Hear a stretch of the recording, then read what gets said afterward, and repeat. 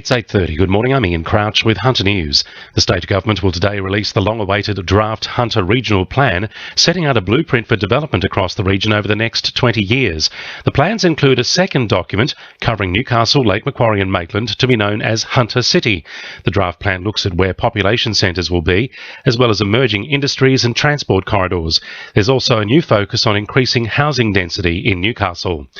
A group of 20 residents, business owners and fishermen affected by the contamination from the Williamtown RAF base are heading to Canberra on a bus this morning to voice their concerns.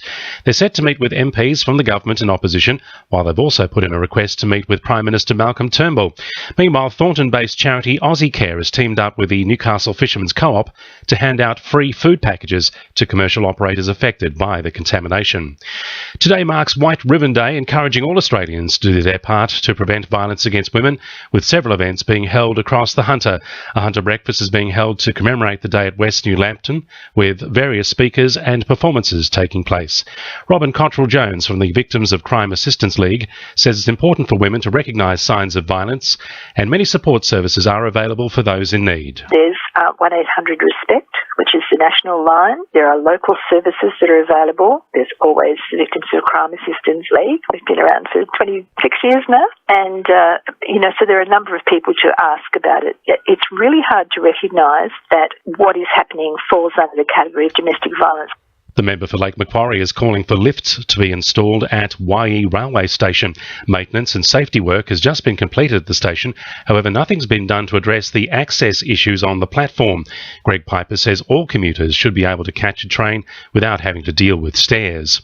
The Housing Industry Association's spring edition of the State Outlook Report has highlighted the Hunter as an area with strong growth in new home building. In particular, the highest local performer was Wyong, followed by Port Stephens, Maitland and Lake Macquarie. HIA Executive Director for the Hunter, Craig Jenian, says activity in the early months of the current financial year suggests these areas will continue to boom. The Hunter will continue to have a strong year. We believe in 2015 and 16. We have a range of affordable land still available, and we still have a lot of projects to come on board. We also have redevelopment in Newcastle and a diversity of housing types that consumers are looking for. Hunter Support Services are gearing up to welcome some of the 7,000 Syrian refugees heading to New South Wales. It's not clear yet just how many will be resettled in the Hunter, with the federal government still to decide the exact number to come to the region. Newcastle in particular has a long reputation of opening its arms to refugees. There are many support services already in place to help migrants settle into their new life in Australia. Sport, thanks to our sponsor, Warners Bay Sports Club. Jets W League striker Riley Dobson could be making a surprise return from injury this Sunday as the depleted squad goes up against Brisbane. Dobson was stretchered off last week with what she thought was a broken ankle. An MRI has since cleared her of fractures and ligament damage, and she's playing it by ear. Meanwhile, the men's side could have trouble holding on to players at the end of this season. Stars David Carney and Mark Birigidi are off contract, and rival A-League clubs will be looking to poach them. But Chief Executive David Eland says they're a high priority. He says the days of thoughtless recruiting are over. In cricket, there are high hopes for versatile pair Pat Darwin and Luke Stewart in the final of the New South Wales Country Championships this weekend.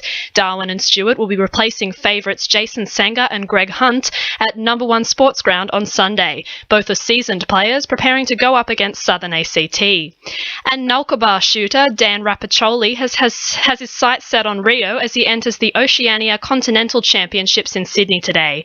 That's sport. I'm Jacinta Lee. 2 NURFM News Time 26 to 9.